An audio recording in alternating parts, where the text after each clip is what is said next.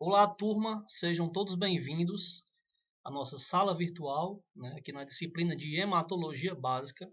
Professor Paulo, aqui com vocês. O assunto de hoje é a leucopoese e trombopoese. Bom, nós estudamos anteriormente, de uma forma geral, como seria essa hematopoese, que é a formação das células sanguíneas na medula óssea, onde nós iniciamos nosso estudo com a eritropoese. Vimos lá o processo de formação das hemácias, como seria a avaliação dessas hemácias a partir do eritrograma, através de interpretação de resultados e também da morfologia. Tudo isso a gente já viu. A partir de agora, a gente vai ver as demais células sanguíneas, como são formadas, quem são elas, como é a morfologia dessas células e qual a função dessas células. Bom, então, leucopoese é a parte da hematopoese responsável pela formação dos leucócitos na medula óssea. E quem são esses leucócitos? Bom, a gente já falou anteriormente algumas vezes sobre as células de defesa do organismo. Pois bem, são eles, os leucócitos. Os leucócitos, eles possuem algumas classificações. Uma delas, por exemplo, é a que trata os leucócitos dividindo em mononucleares e polimorfonucleares. Isso de acordo com a morfologia do núcleo. Os mononucleares seriam os linfócitos e monócitos, porque eles apresentam o núcleo em um formato único, sem divisão, sem segmentação. Ao passo que os polimorfonucleares são os eosinófilos, basófilos e neutrófilos. Vejam só que eles apresentam uma segmentação de seu núcleo, tá? Por hoje, a gente vai seguir essa classificação aqui, ó, como essa imagem nos mostra. Essa classificação divide essas células em agranulócitos e granulócitos. Baseado em quê? Baseado na presença ou ausência de grânulos em seu citoplasma. Aqui é uma imagem de desenho, só para ilustrar um pouco para vocês que os linfócitos e monócitos, claro, falando de uma maneira geral, e partindo do princípio que é a morfologia de uma célula normal, ele teria ausência de grânulos, granulações. Já nos ditos granulócitos, eles têm uma série de granulações em seu citoplasma. Está vendo aqui na imagem? Ó. Uns, uma granulação mais discreta, que é o caso dos neutrófilos. Outros possuem uma granulação mais intensa, que são os basófilos e os eosinófilos. Isso só para introduzir um pouco o assunto a vocês, mas a gente vai discutir mais adiante esses grânulos, essa aparência, essa morfologia dessas células. Tudo bem? Bom, essa figura a gente até já usou nas aulas anteriores, que ela mostra que todas essas células, como eu falei para vocês, elas partem de um precursor único lá na medula óssea, uma célula mais primitiva, que seria a célula tronco hematopoética, ou também chamada stem cell. Então, apesar de todos os leucócitos, todos esses aqui, se originarem de um precursor hematopoético comum na medula óssea, os precursores intermediários são distintos e, por isso, são influenciados por diferentes fatores de crescimento. Bom, esses precursores intermediários a gente divide principalmente desses dois tipos aqui, e é o que nos interessa no momento, olha só. Em célula-tronco mieloide, célula-tronco linfóide. A gente diz que as células podem ser de uma linhagem linfóide ou de uma linhagem mieloide. A linhagem mieloide é mais abrangente, ela pega desde os leucócitos, olha eles aqui, eosinófilo, basófilo, neutrófilo, monócito, e também as plaquetas, e olha só os eritrócitos que nós já estudamos, todos eles partem do precursor mieloide, são da linhagem mieloide. Já os linfócitos são de origem linfóide, de um precursor linfóide. Por isso a gente diz que eles fazem parte da linhagem linfóide. Bom, os leucócitos. Nós já falamos que vamos utilizar, pelo momento, a classificação em granulócitos e agranulócitos. Deixa eu começar a apresentar um pouco mais detalhadamente, um pouco melhor para vocês, quem são esses tais leucócitos? Bom, a gente vai iniciar com as células que são mais comumente encontradas circulando no sangue periférico. Aquelas células que compõem a normalidade do indivíduo, tá? Nós temos esses 5 tipos principais de células circulando no sangue periférico. Gente, só para puxar aqui, abrir um parênteses aqui, puxar aqui um assunto, no quadro seria melhor de desenhar isso para vocês, ou ilustrar, mas assim, vou começar a adiantar um pouco, presencialmente eu posso explicar melhor, mas assim, a gente já viu coloração de lâminas, não é isso? Então, algumas células, dependendo da sua característica, elas coram-se numa tonalidade mais azulada, tá? Como vocês podem ver aqui. Preste atenção no citoplasma da célula. Ó. E outras numa tonalidade mais avermelhada. Essa tonalidade mais azulada que o citoplasma se cora, eu estou dizendo que ele é basofílico. O termo que a gente utiliza é de basofilia. Então, só para introduzir mais esse assunto a vocês, sempre que eu me referir a uma célula como é uma célula com citoplasma basofílico, eu estou dizendo que ele se cora nessa tonalidade de azul. Sempre que eu me referir que a célula tem um citoplasma eosinofílico, ele vai se corar nessa tonalidade mais avermelhada, tudo bem? Então é só para chamar a atenção de vocês para esses dois termos, que a gente vai utilizar bastante em morfologia de células. Basofílico, quando eu falar em basofílico, estou falando que ela se cora, a célula, o seu citoplasma, em tonalidade azulada. Quando eu falar em eosinofílica, ela vai se corar numa tonalidade mais avermelhada. Pois bem, leucócitos são também chamados de glóbulos brancos e formam o grupo mais heterogêneo de células do sangue. Isso eu estou falando tanto da morfologia, vejam só como são diferentes uns dos outros, olha só, quanto também do papel que eles apresentam, tá? Então, quando a gente estudou a série vermelha, as hemácias, a gente viu que por mais que houvessem algumas alterações morfológicas, dependendo da situação, umas hemácias podem ter um formato, outras outro, mas de uma forma geral elas possuem aquela característica comum, né? Aquele discozinho bicôncavo e tudo.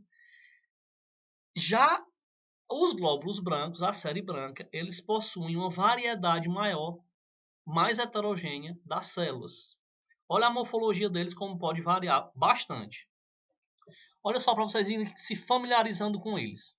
O linfócito, ele possui um núcleo. Deixa eu localizar aqui. O linfócito, ele possui um núcleo que ocupa quase todo o seu citoplasma. Estão vendo só? É um núcleo único que não tem, não sofre reentrâncias, não se divide, não se segmenta. É um núcleo quase sempre bem arredondado e que ocupa quase todo o citoplasma da célula. Já o monócito, vejam só, ele costuma ser uma célula maior que as demais. O seu citoplasma, ele adquire uma tonalidade bem particular. A gente vai ver isso na prática, vai ver mais adiante. Mas vão observando aqui que, apesar de ele ser agranulócito, como um linfócito, ele tem umas diferençazinhas entre ele, no seu citoplasma. Enquanto o citoplasma do linfócito ele é mais basofílico, o citoplasma do monócito ele vai adquirir uma tonalidadezinha mais acinzentada, um azul bem clarinho, mais puxando para o cinza. Vejam a diferença para as demais células. O eosinófilo ele possui uma segmentação do seu núcleo que é quase totalmente tomada pela presença de grânulos. Grânulos eosinofílicos que se coram fortemente na tonalidade avermelhada, puxando para o laranja. Às vezes fica até quase que imperceptível ver a segmentação do núcleo, porque são muitos grânulos mesmo e grânulos que se coram intensamente.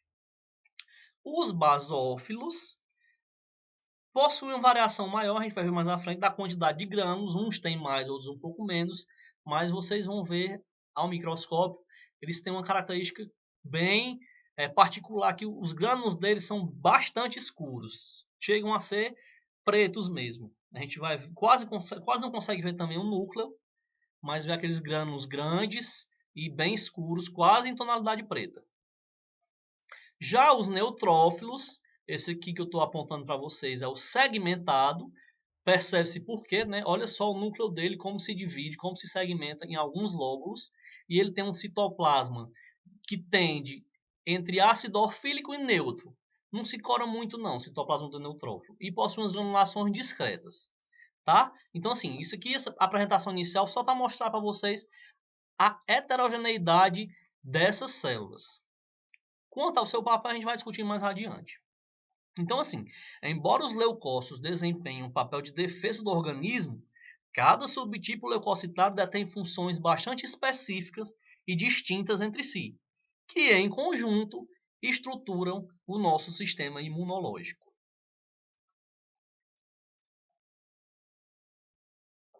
Olha eles novamente aí, dessa vez agrupados todos em um mesmo campo.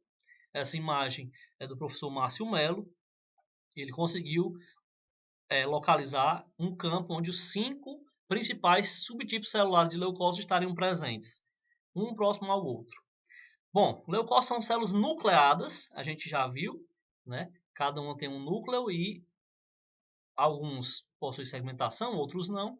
São células nucleadas que fazem parte do sistema imunológico e têm como principais funções o combate e eliminação de micro-organismos. Isso aqui é muito importante, tá, gente? Isso aqui vai ajudar a gente mais na frente, principalmente na interpretação clínica do leucograma, a entender algumas alterações na contagem dessas células. As principais funções do leucócitos, entre elas estão combate e eliminação de micro-organismos. Guardem isso aí para vocês, isso é muito importante. E também estruturas químicas estranhas ao organismo, sejam elas patogênicos ou não. Tá?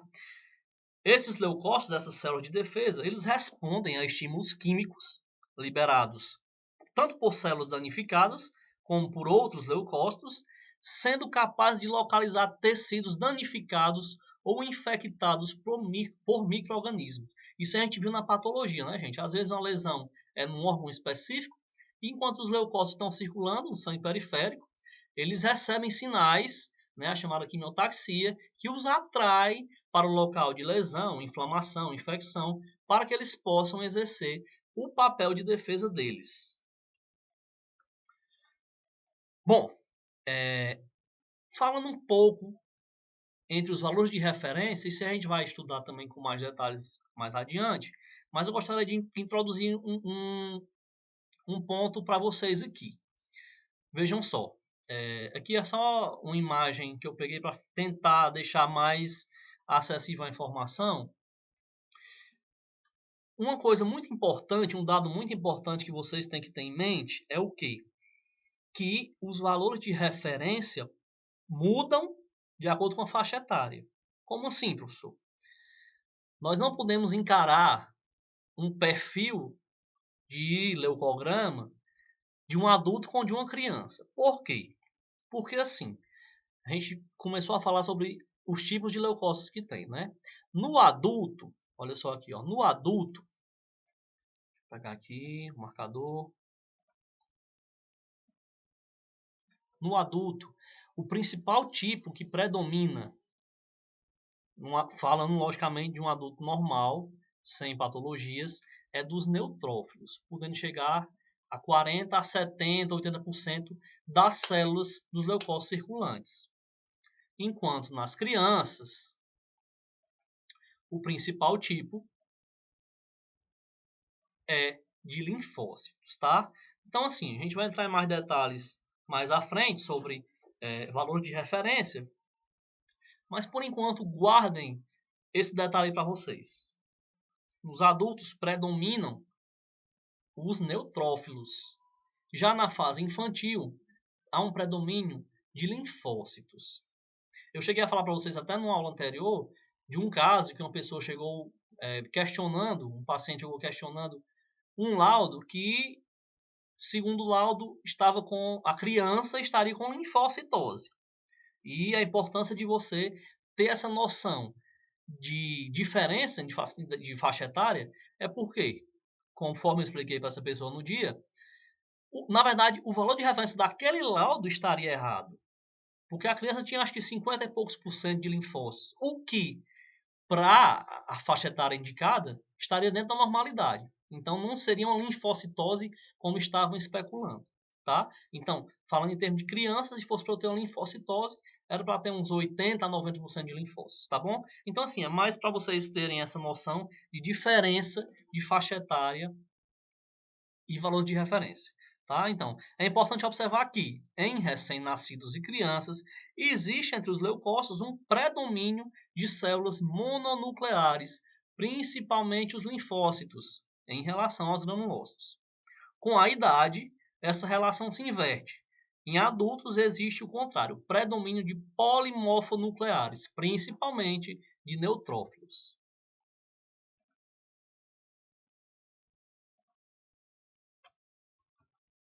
Bom, como eu adiantei agora há pouco, no adulto em condições normais, o neutrófilo é o leucócito mais abundante, ficando aí na faixa de 60 a 70% dos leucócitos, tá? Olha ele aqui, ó. Neutrófilo segmentado. Ele tem uma vida média de 6 a 9 horas no sangue periférico. Isso também é importante vocês guardarem, que a meia-vida desses neutrófilos é de algumas horas, porque vai ser importante quando a gente estiver discutindo a interpretação clínica do leucograma. Se vocês lembrarem bem, as hemácias têm uma vida média de podendo chegar a 4 meses, né, gente? 120 dias. Já os neutrófilos, é a vida média de 6 a 9 horas, com exceção dos linfócitos, que a gente viu, que eles podem ter um papel imunológico de célula de memória, que podem durar até meses. Mas, de antemão, guardem esse dado, que a vida média dos neutrófilos, aliás, é de poucas horas. Bom, o núcleo, o próprio nome já diz, né? Neutrófilo segmentado. O núcleo ele sofre algumas divisões, que a gente chama de lóbulos. Ele é lobulado e o comum é que essas células apresentem de 2 a 5 lóbulos, tá?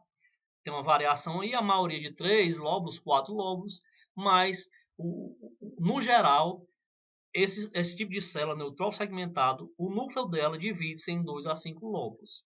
Essa informação também é importante porque mais à frente, quando a gente for falar de alterações morfológicas de neutrófilos, a gente vai ver que existem algumas situações que não são normais, onde pode haver uma alteração nessa segmentação do núcleo. Tá bom? Então guardem isso aí. Os neutrófilos segmentados apresentam lóbulos que se dividem em 2 a 5 lóbulos, tá bom?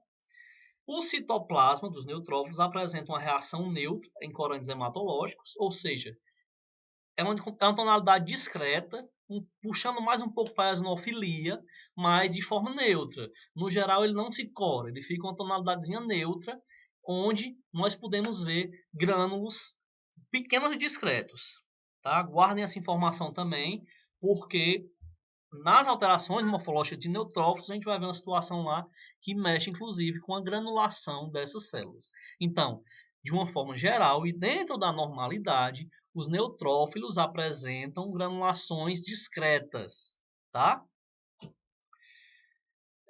Esses grânulos que constituem o citoplasma do neutrófilo, eles são constituídos por enzimas oxidativas que promovem a ingestão e a destruição de micro-organismos. Olha só a importância desse grânulo para a função desempenhada pelos neutrófilos no combate a invasores, a micro-organismos, tá? Além de promoverem a ingestão e destruição de micro-organismos, elas possuem enzimas hidrolíticas que digerem partículas fagocitadas. Então, se eu estou falando de fagocitose, eu estou adiantando para vocês mais uma função bastante importante desse tipo de célula, a fagocitose. Bom, eu estou falando de neutrófilos segmentados, mas não podemos esquecer que esse tipo de célula ele possui precursores que vêm desde aquela célula stem cell, aquela célula mais primitiva da medula óssea, e tem uma escala maturativa, tá? Onde, para a gente agora que estamos introduzindo esse tipo de assunto, esse tipo de célula, para a gente, vai nos interessar agora principalmente até aqui, ó. tá? Vejam bem, a forma mais imatura dessa linhagem de neutrófilos é o blasto. Como é uma linhagem mieloide, a gente chama de mieloblasto. Só para vocês irem acompanhando como existem várias fases, digamos assim. Mieloblasto ele vai amadurecendo dentro de uma programação e vai tornar-se promielócito, tá? Vai dividir-se, aliás, o mieloblasto vai dividir em promielócitos. Esses promielócitos, a gente vai entrar em mais detalhes mais adiante, mas vocês podem ver que eles possuem um diferencial na morfologia dessas células. Às vezes, isso aqui é um assunto mais para a hematologia clínica, que a gente tem que aprofundar bastante morfologia celular. Mas muitas vezes a gente tem dúvidas até quando em algum caso mais complicado, em algum caso de hematologia avançada, é um blasto, é um promielócito, então a gente tem que se apegar às características. Isso aí vou deixar para vocês estudarem mais adiante para não complicar muito e para não ser muita informação por hora, tá? Mas o mieloblasto ele divide-se em células chamadas promielócitos, que vão se dividir em células chamadas mielócitos, que vão se dividir em células chamadas metamielócitos. A partir daí não se dividem mais, apenas elas sofrem um processo de amadurecimento.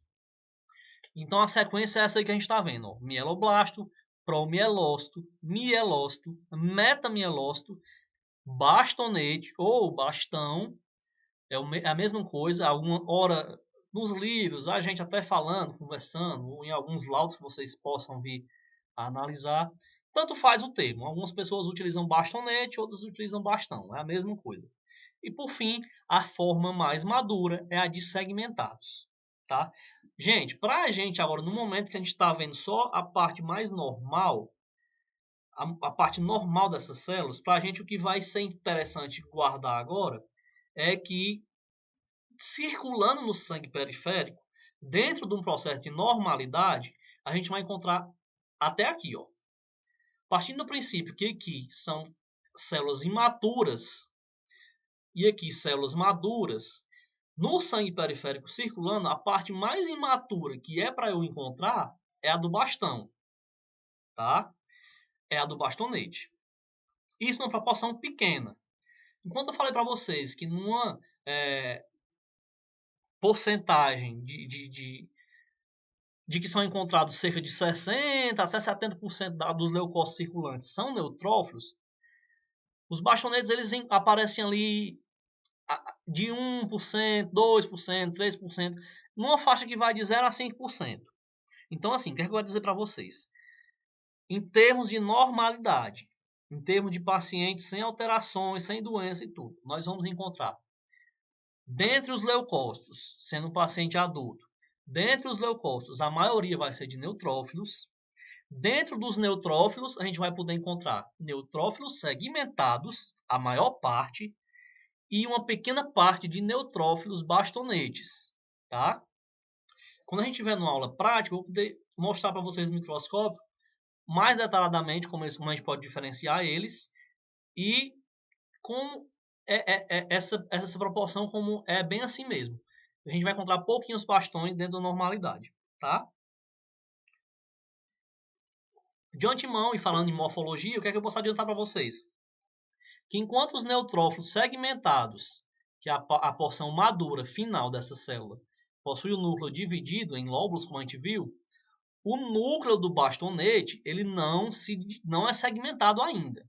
Tá? Imaginemos que ele está vindo num processo maturativo, onde o núcleo era bem grande, tomava quase toda a célula, o núcleo vai sendo reduzido, a partir do metabielócito ele começa a ter uma entradazinha aqui, uma chanfradura que a gente chama, e ele vai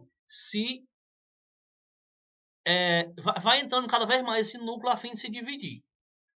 O bastão, ele é aquela forma em que não tem divisão ainda do núcleo, não tem quebra, não tem lobulação nesse núcleo. Aqui, evidentemente, está uma fotozinha perfeita de um bastão, que não resta dúvida. Na prática, a gente vai ver que às vezes a parcela pode deixar duvidosa se já é um segmentado, se ainda é um bastão, mas vamos guardar essa informação. Para eu considerar um bastonete, para eu considerar que é um neutrófilo bastão, o núcleo ele ainda não começou o processo de lobulação, não começou a segmentar, tá? Quando ele tem segmentações, quando já tem quebra do seu núcleo, aí sim eu posso chamar de neutrófilo segmentado. Bom, os estágios de maturação entre mieloblasto e metamielócito apresentam-se predominantemente na medula óssea e não são encontrados normalmente no sangue periférico, exceto em situações patológicas. Tá? É o que eu falei para vocês. Normalmente, circulando no sangue periférico, é para a gente encontrar em termos de célula imatura só até o bastonete, tá, gente? Quando a gente encontra células mais imaturas que o bastonete, metamielócito, mielócito, promielócito, mieloblasto, aí a gente tem que investigar essa situação. Raras são as situações fisiológicas que eles podem aparecer, não vou citar para vocês agora, mas em algumas situações fisiológicas, algumas poucas dessas células podem aparecer, mas, de uma forma geral, quando elas aparecerem no sangue periférico, é porque tem algum processo patológico atuando, tá? Ou alguma disfunção da medula óssea, enfim. Por enquanto, vamos ficar com os neutrófilos segmentados e bastonete, tá bom? Os neutrófilos bastonete são encontrados em pequena quantidade no sangue periférico, em condições normais, e diferenciam das formas mais imaturas por maior condensação da cromatina. Que é isso, gente? Eu vou falar para vocês melhor presencialmente. Mas assim, à medida que a célula vai amadurecendo, a cromatina, que é esse tecido nuclear, tá? Aqui, ó, a cromatina é o tecido nuclear. À medida que a célula vai amadurecendo, ela vai ficando mais densa, mais escura. Se vocês compararem aqui a cromatina desse bastão com a cromatina dos segmentados, a gente vai ver que é uma cromatina mais frouxa, mais clarinha. À medida que a célula vai amadurecendo, a cromatina vai ficando mais condensada, tá? Então, além da condensação de cromatina, a modificação da morfologia nuclear, que assume forma de salsicha ou de bastão, de tal sorte que o seu diâmetro é praticamente uniforme em toda a sua extensão. Ou seja, trocando em miúdos, o núcleozinho está bem em forma de bastão, às vezes aparece em forma de S, de salsicha, mas que não tem nenhum início de segmentação ainda. Bom, os neutrófilos eles têm um papel crucial na defesa do organismo, pois são células altamente especializadas no exercício da fagocitose e destruição intracelular de bactérias, tá? Como a gente viu ali, muito em parte pelo poder dos seus grânulos que estão presentes em seu citoplasma. Para isso, eles primeiro têm que receber a informação da existência de inflamação e então migrar para o sítio inflamatório, né? Isso se dá pela presença de fatores quimiotáticos que orientam os neutrófilos na corrente sanguínea nos tecidos e também pela presença de receptores que esses neutrófilos possuem em sua membrana. A gente viu isso aí na patologia, né, gente? Dependendo de um processo infeccioso, inflamatório, o organismo, através de células, vai produzir quimiocinas, vai produzir sinais que vão orientar os neutrófilos para que eles orientem-se em direção ao local do processo inflamatório, tá? Uma vez no local da infecção, o neutrófilo pode tanto fagocitar o micro-organismo ou liberar para o meio extracelular o conteúdo dos seus grânulos, que são ricos em enzimas antimicrobianas. Está aqui mais uma imagem para vocês, dessa vez lado a lado aí, ó, os neutrófilos, tá? Então, quando eu falar de neutrófilos, eu posso estar falando de segmentado ou de bastão. Normalmente, quando eu me refiro a neutrófilos, eu estou me referindo ao segmentado, porque é aquela célula que tem o maior predomínio. Eu disse a vocês agora há pouco. Apesar de o bastonete ser considerado uma célula comum, circulando no sangue periférico, dito que em pequena quantidade, quando a quantidade de bastonetes está aumentada, isso sim também pode ser um indicativo de um processo infeccioso, tá? Mas em pequena quantidade são normalmente encontrados.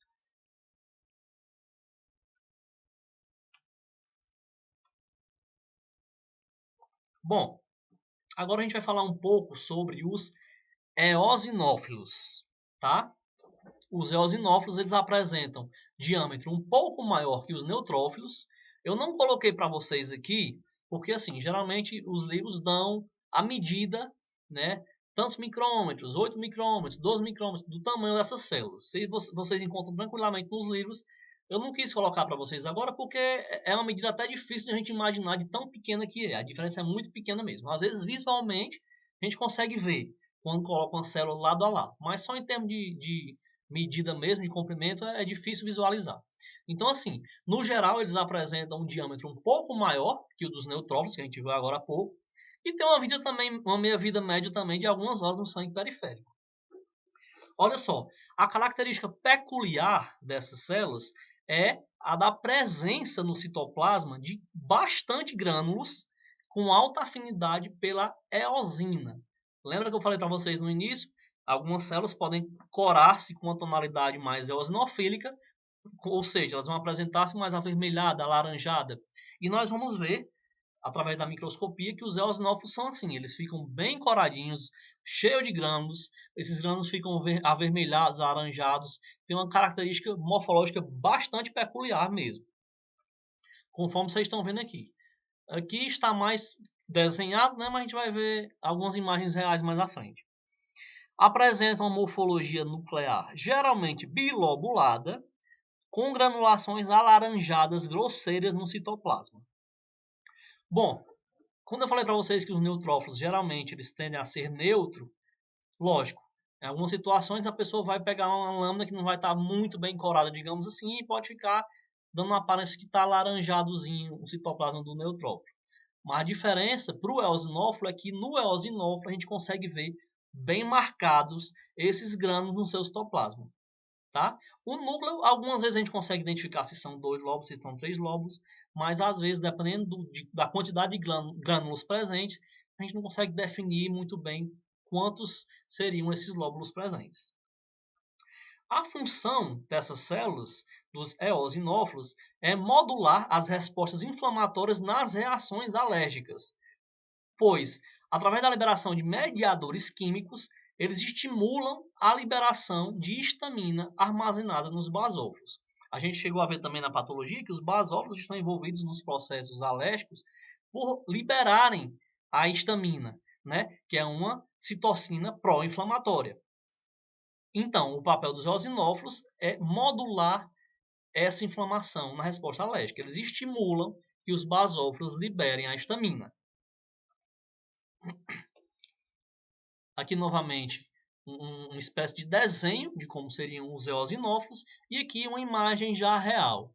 Olha só, a gente consegue nesse caso aqui ver um núcleo bilobulado e uma série de grânulos no citoplasma corados uma tonalidade avermelhada, alaranjada, tá? Então assim, na prática a gente vai conseguir ver algumas lâminas com bastante eosinófilos. No sangue periférico, está bem aqui no finalzinho aqui, ó. Os valores de referências ficam entre 1 e 7%. Ou seja, geralmente estão presentes sim, normalmente, em uma quantidade pequena, tá? Quando estão em maior quantidade, podem sim chamar a atenção para alguma anormalidade. Olha aqui outra função dos eosinófilos, nas parasitoses. Os eosinófilos conjugam-se com parasitas, degranulam e liberam, o que é isso? Eles liberam o conteúdo dos seus grânulos sobre os parasitas, o que provoca a destruição desses organismos. Então essa é uma função muito especial dos eosinófilos e é primordial na sua atuação na defesa do organismo. Através da liberação do conteúdo de seus grânulos, eles destroem parasitas. Então, geralmente, quando eu tenho uma situação de aumento dessas células circulando no sangue periférico, eu vou ter a condição chamada de eosinofilia, tá? Quando eu falei para vocês em aulas anteriores que nós podemos usar o termo citose, né, para aumento de uma porção celular, eu também posso usar o termo filia. Então, falou em aumento, filia ou citose. No caso aqui nós temos quando tiver uma eosinofilia, ou seja, um aumento da quantidade de leucócitos, a gente vai observar essa situação principalmente em processos alérgicos, muito comum em pacientes com asma e eczemas, e nas doenças parasitárias. Então, assim, isso aí é bastante difundido, isso aí é bastante dito, que falou em eosinofilia, geralmente ou vai ser alergia ou vai ser parasitose. Eu queria dizer para vocês o seguinte, é uma informação útil, a gente tem que guardar isso aí, mas de repente para que você tenha uma alteração bastante chamativa no sangue periférico, no caso das doenças parasitárias, por exemplo, já está numa fase bem avançada. Então, muitas vezes eu posso até ter uma doença parasitária e ainda não cursar com essa eosinofilia, tá? Ao passo que muitas vezes também eu posso ter um processo alérgico que ainda não tem muitos eosinófilos circulando. Mas de antemão, como a gente está só iniciando a apresentação dessas células, guardem essas situações específicas para a eosinofilia. Alergias e doenças parasitárias, tá? Não é uma coisa assim obrigatória de acontecer, mas é mais comum, sim. A eosinopenia, ou seja, a diminuição, e se eu falo em diminuição de eosinófilos, eu tendo a 0%, né? Já que a referência deles fica entre 0% e 7%, eu falo em eosinopenia quando eu vou ter a ausência desses eosinófilos. Às vezes é comum, às vezes acontece mesmo, não é tão anormal, né? Difícil de se encontrar um caso em que tenha 0% de eosinófilos, mas muitas das vezes não é nenhuma causa patológica, não. Mas, em todo caso, basta a gente ter uma atençãozinha especial, porque muitas vezes essa eosinopenia ela costuma acontecer em processos infecciosos agudos, ou então aqueles processos que estão na crise aguda na infecção, no auge da infecção, no auge do processo inflamatório, pode ocorrer uma diminuição dos eosinófilos circulantes. E também, em alguns casos, na utilização de glicocorticoides, ou seja, uma utilização mais crônica de corticoides.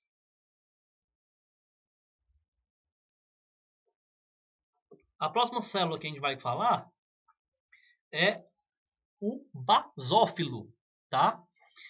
Os basófilos são os leucócitos que apresentam no sangue periférico o valor de referência mais baixo, ou seja, a normalidade do basófilo já parte de 0%.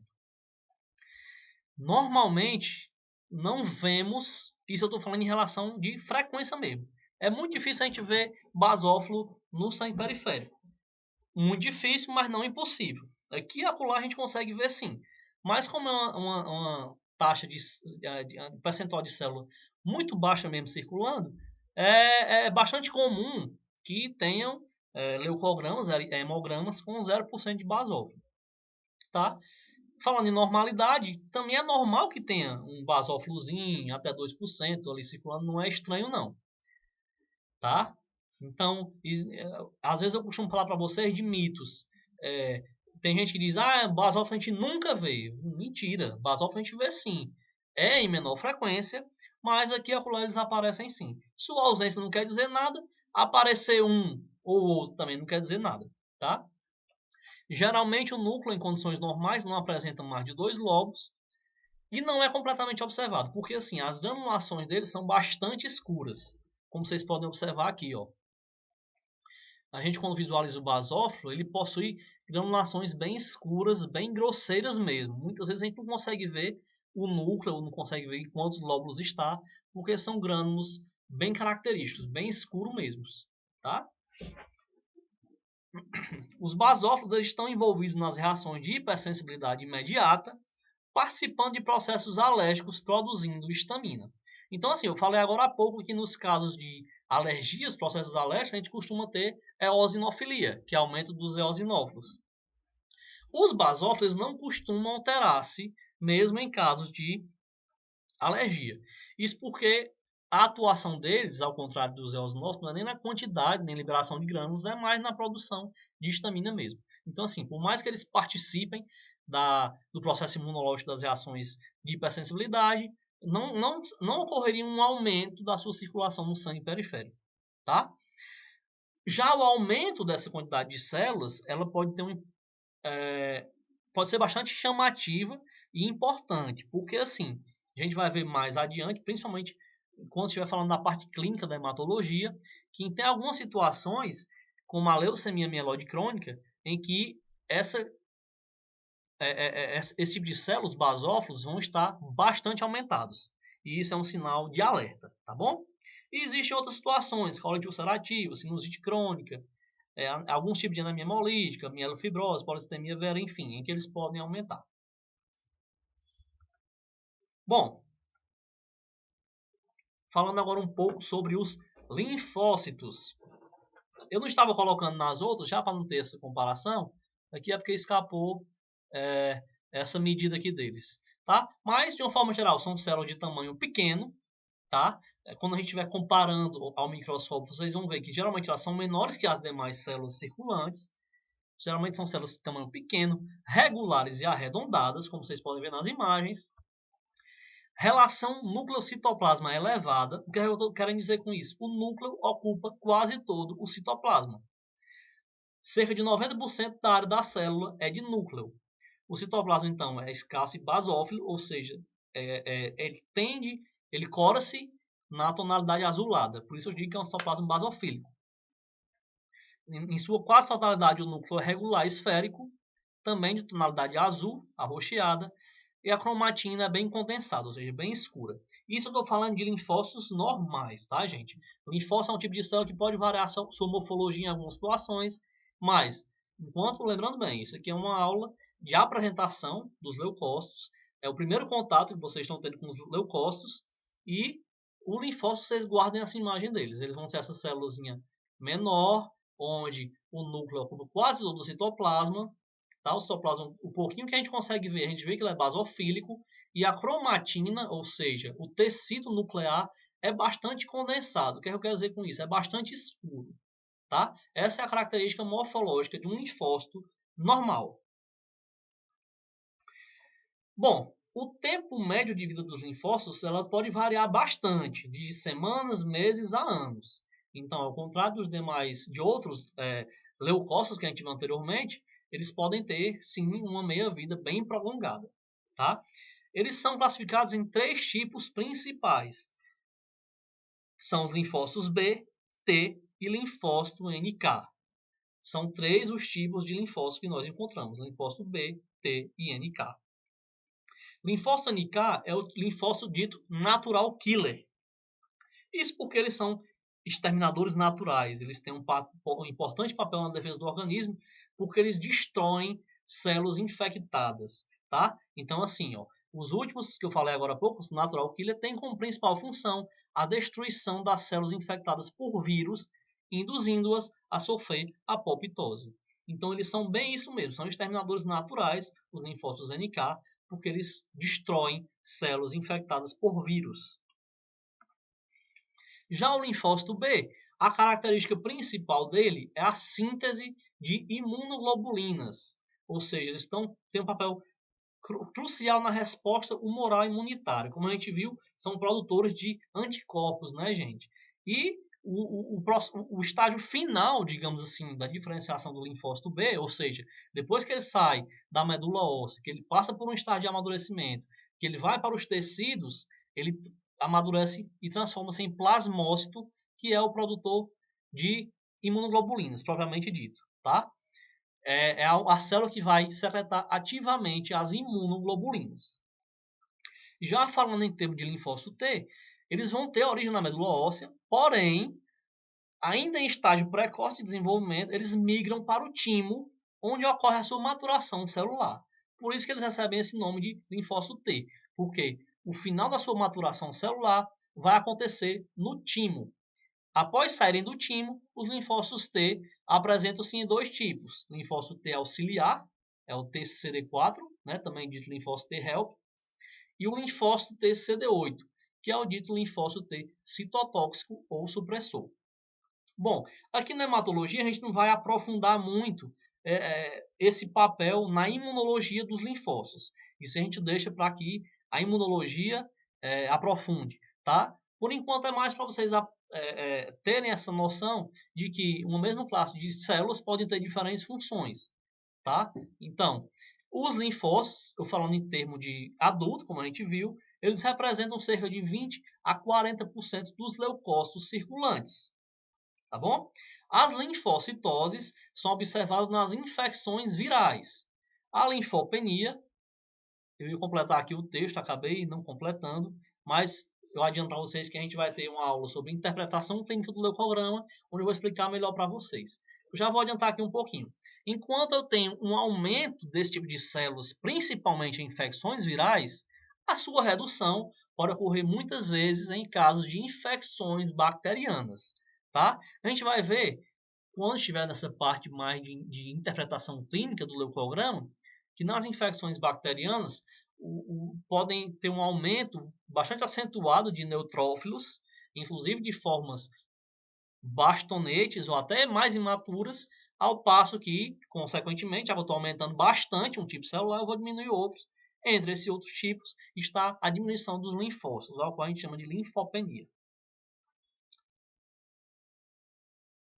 Em algumas situações, essas células, os linfócitos, que a gente mostrou aquele padrão morfológico inicial ali, de uma célula pequena, onde o citoplasma é quase todo ocupado pelo núcleo, ele pode sofrer em algumas situações uma alteração da sua morfologia, tá?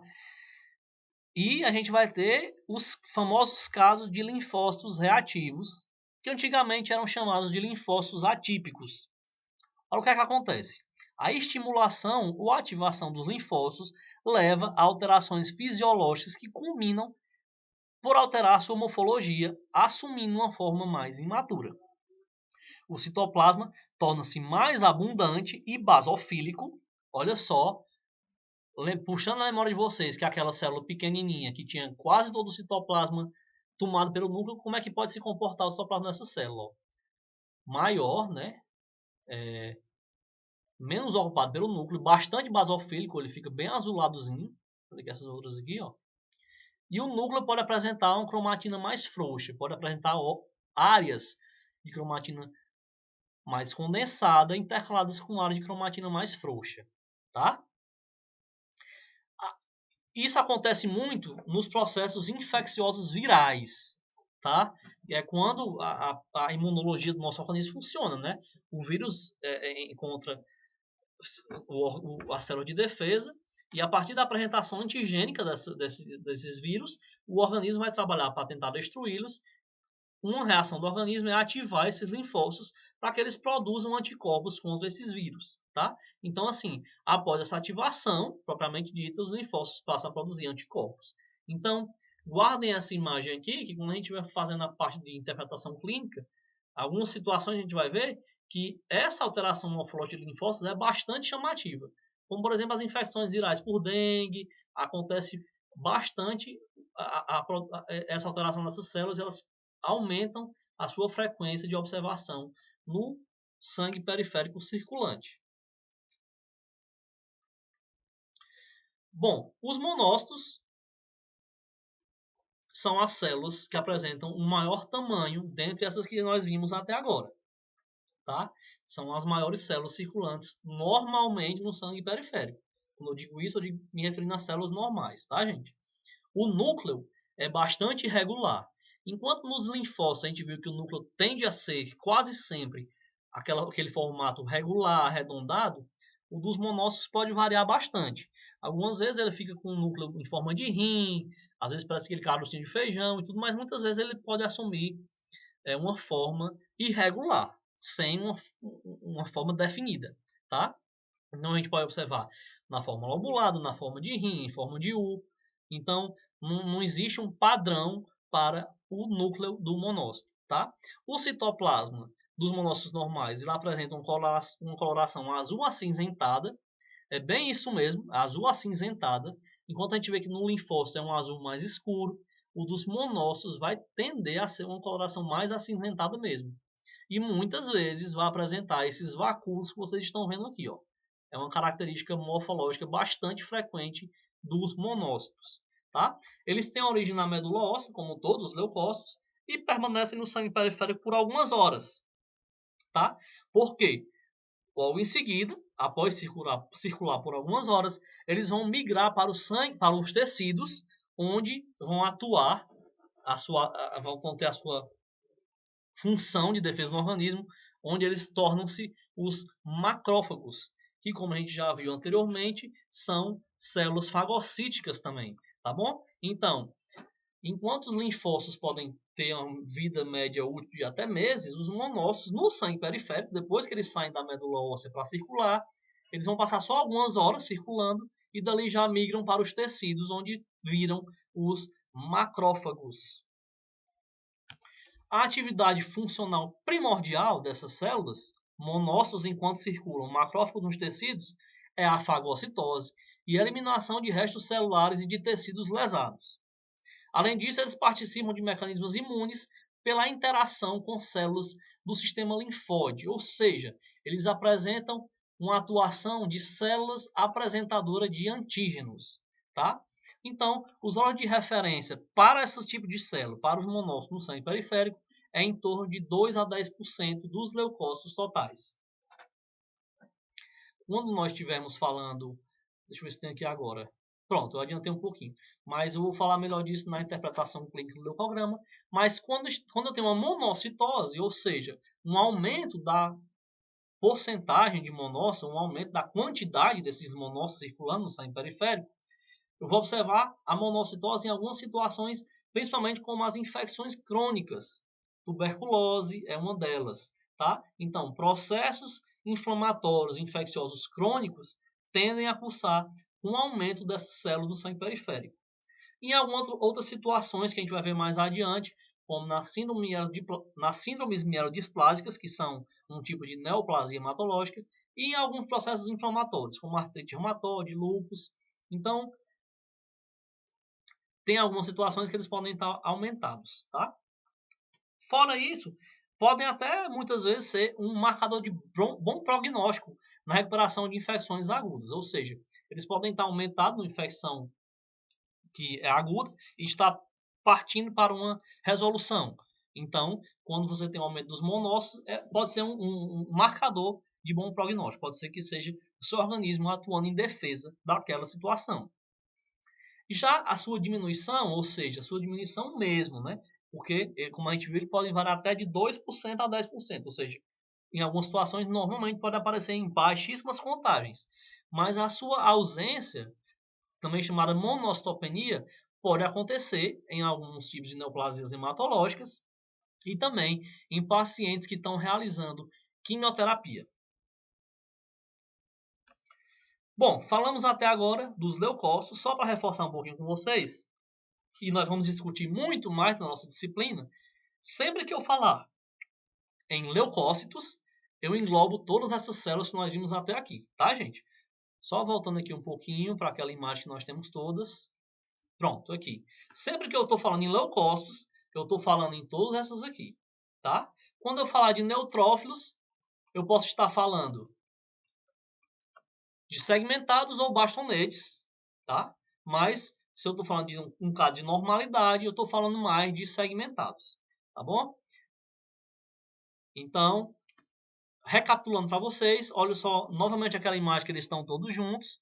Nós vamos ter isso falando do indivíduo adulto normal, um predomínio de neutrófilos segmentados, está aqui, número 1 da imagem, pode chegar a 60, 70% das células circulantes. Nós vamos ter o segundo tipo, no caso dos adultos, que predomina, é a dos linfócitos, vão estar ali em 20 e poucos por cento, 30%. Depois, nós vamos ter, normalmente, o monócito, que pode chegar a 10%. Em uma menor proporção, o eosinófilo. E, em baixíssima proporção, muitas vezes até zerado, o basófilo. Tá? Então, ao longo da disciplina, nós vamos falar novamente sobre essas células. Tá bom? Vamos discutir bastante sobre morfologia. Vamos apresentar a morfologia para vocês no microscópio. E, futuramente, vamos debater situações onde essas células estão alteradas, tanto quantitativamente como na sua morfologia. Tá bom? Voltando agora para, aliás, dando continuidade ao assunto, vamos falar um pouquinho agora da trombocitopoese. Tá? Já vimos a eritropoese, que é a formação dos eritrócitos. Vimos agora a leucopoese, que é a formação dos leucócitos. Vamos falar um pouquinho agora sobre a formação das plaquetas na medula óssea, tá? Num processo que é conhecido como trombocitopoese. Às vezes também é chamado megacariocitopoese. Que nome grande, professor? É isso mesmo. A gente vai ver por que recebe essa denominação. Tá? Esse processo, trombocitopoese, ele refere-se à proliferação, diferenciação e maturação dos megacariócitos, que é a parte, né, é a fase mais imatura que vai originar as plaquetas, tá bom? Por isso, esse nome grandão aqui, megacariocitopoese, porque as plaquetas originam-se dos megacariócitos, tá bom, gente? Então, assim, a plaqueta ela não é bem dizer uma célula, elas são fragmentos de célula. Por quê? Porque elas se originam do citoplasma dos megacariócitos. ele se, vamos dizer assim, se divide, explode, gerando várias plaquetas, tá bom? Por isso são fragmentos de células. Olha só, no adulto a produção diária pode chegar a 100 trilhões de plaquetas. E dependendo da situação, essa produção pode até ser ampliada. Bom, plaquetas são fragmentos celulares anucleados, ou seja, não tem núcleos, são formados na medula óssea a partir da fragmentação do citoplasma do megacariócito, tá bom? Ó, cada ponto, isso aqui nessa imagem nós temos várias hemácias, né, que a gente já estudou, e cada pontinho desse aqui, ó, é uma plaqueta, tá? São fragmentos celulares que estão lá no sangue periférico, vindo da medula óssea, onde cada megacariócito origina, em média, 3.000 plaquetas. Olha só, gente, são fragmentos mesmo, viu? Cada megacariócito desse pode originar até 3.000 fragmentos dessas células. As plaquetas, elas vivem em média 7 a 10 dias na circulação sanguínea. A maioria é removida após esse período, onde a boa parte delas é consumida no processo de hemostasia. Hemostasia que a gente vai ver melhor também, mas que a gente já viu que é o processo que tende a deixar o sangue, né, gente, sem coagular ou coagulando quando necessário. E para isso, a gente viu na hemostasia primária, as plaquetas têm um papel fundamental, que é de estancar o sangramento, né, gente? No sangue periférico, em que circulam 2/3 do total de plaquetas, o restante está no baço. O valor normal das plaquetas no sangue periférico ele vai variar nessa quantidade aí, ó, 150.000 a 450.000 plaquetas por milímetro cúbico. Então, assim, já adiantar para vocês, é uma faixa até ampla, né, da normalidade, de 150 a 450 mil, e que em algumas situações, patológicas ou não, podem sofrer variações. A trombopoetina é o fator de crescimento presente no plasma que estimula o desenvolvimento e produção das plaquetas. Ela é produzida no fígado e nos rins. Enquanto a gente viu que a eritropoetina é quem estimula a produção dos eritrócitos, quem estimula a produção das plaquetas é a trombopoetina. Em algumas situações, nós podemos ter tanto aumento como diminuição dessa quantidade de plaquetas. Vamos falar, mais uma vez, melhor mais adiante. Mas já adianto para vocês.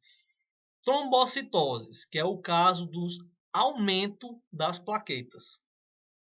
Em condições inflamatórias, é bastante comum. Por exemplo, a pessoa está com infecção viral ou infecção bacteriana. É comum que o aumento das plaquetas ocorra. Isso como resposta do organismo àquela situação.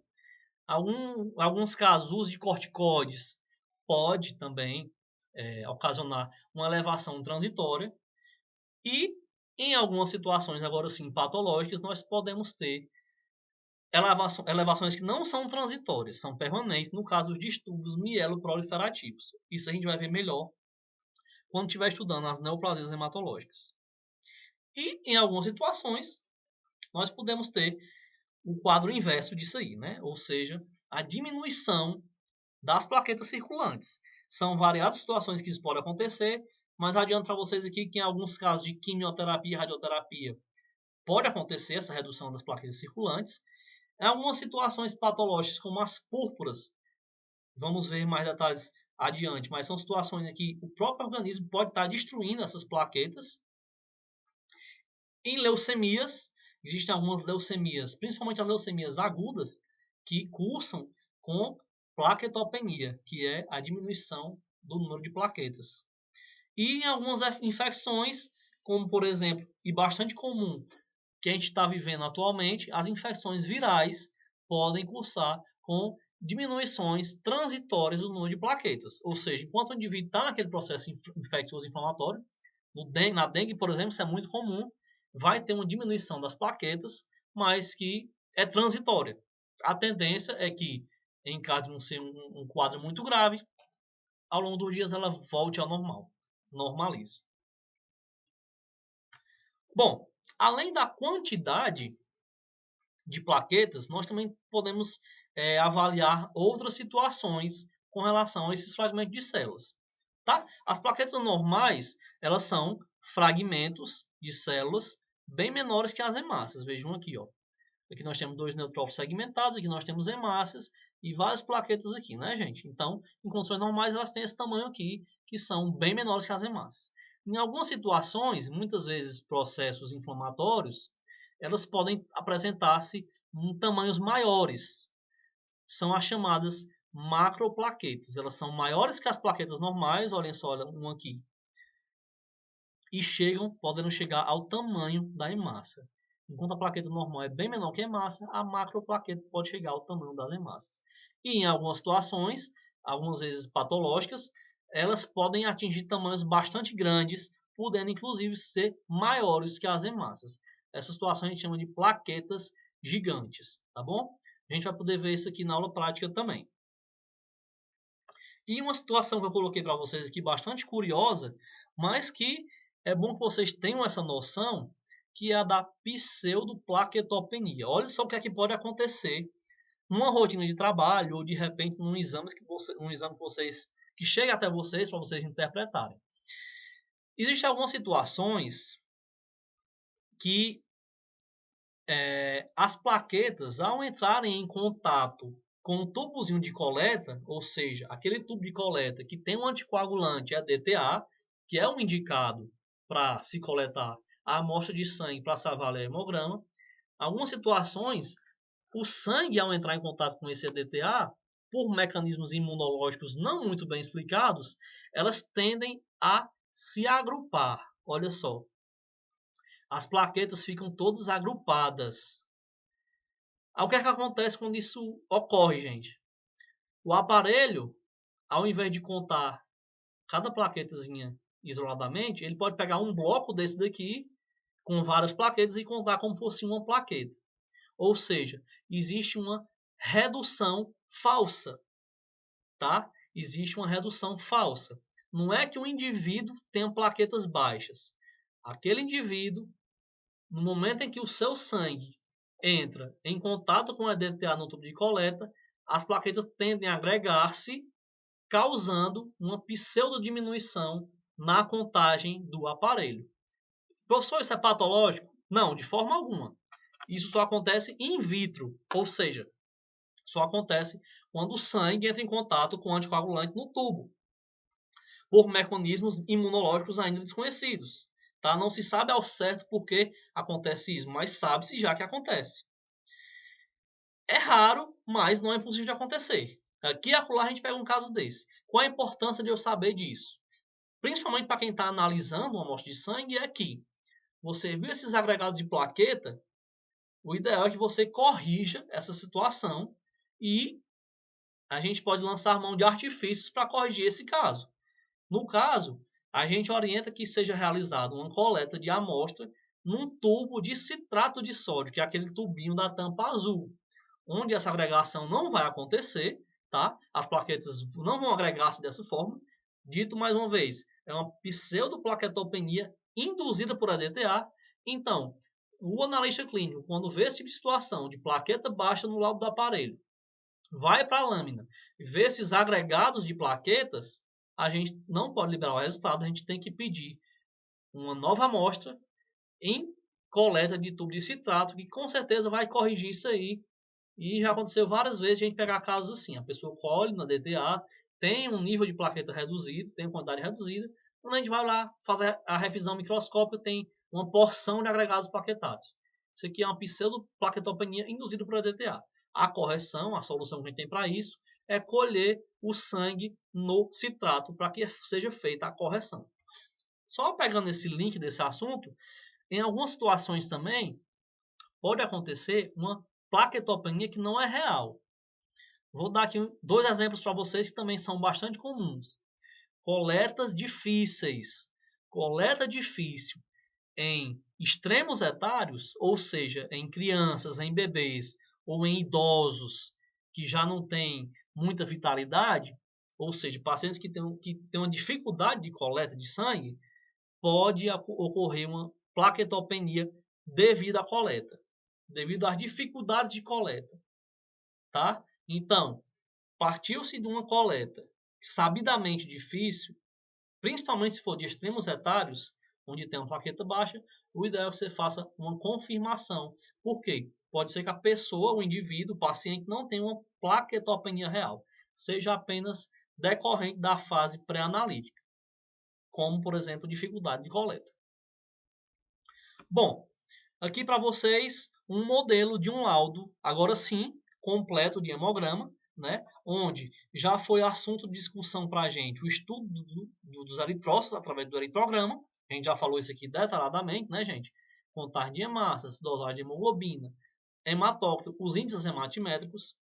E hoje nós introduzimos para vocês o leucograma, né?